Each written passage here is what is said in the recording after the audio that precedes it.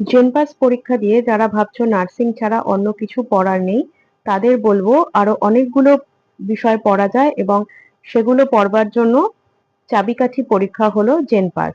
জেনপাসের মাধ্যমে নার্সিং ছাড়াও BSc in critical care treatment technology পড়া যায়, ব্যাচেলর অফ ফিজিওথেরাপি পড়া যায়, medical laboratory technology, BSc in operation theatre technology. এটা ভীষণ একটা আপকামিং টেকনোলজিক্যাল সিস্টেম বলতে পারো এবং এর জনপ্রিয়তা উত্তরোত্তর বেড়েই চলেছে।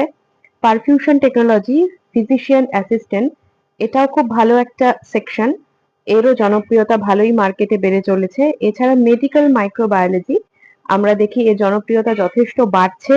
তার কারণ হলো ভাইরাস ব্যাকটেরিয়া নিয়ে ভীষণভাবে রিসার্চ ওয়ার্ক হচ্ছে, আর মানুষের মধ্যে ভাইরাস ব্যাকটেরিয়া দিয়ে আক্রান্ত হওয়ার প্রবণতাও আগের থেকে অনেক বেড়েছে।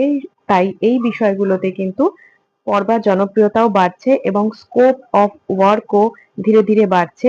এছাড়া যেটা আছে BSc of vision sciences and optometry, এই ভিশন সায়েন্স অ্যান্ড অপটোমেট্রিও একটা section.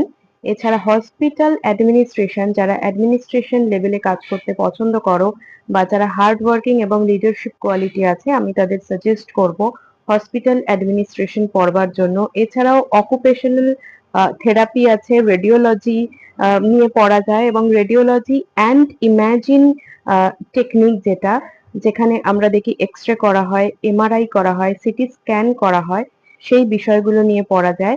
Bachelor of central sterilisation and infection control, এটাও কিন্তু হসপিটাল ম্যানেজমেন্টেরই একটা ভাগ হিসাবে বিবেচনা করা হয়। এছাড়া আছে ব্যাচেলর অফ রেসপিরেটরি থেরাপি, এই রেসপিরেটরি থেরাপি নিয়েও আমাদের যথেষ্ট কাজের স্কোপ আছে আমরা দেখছি।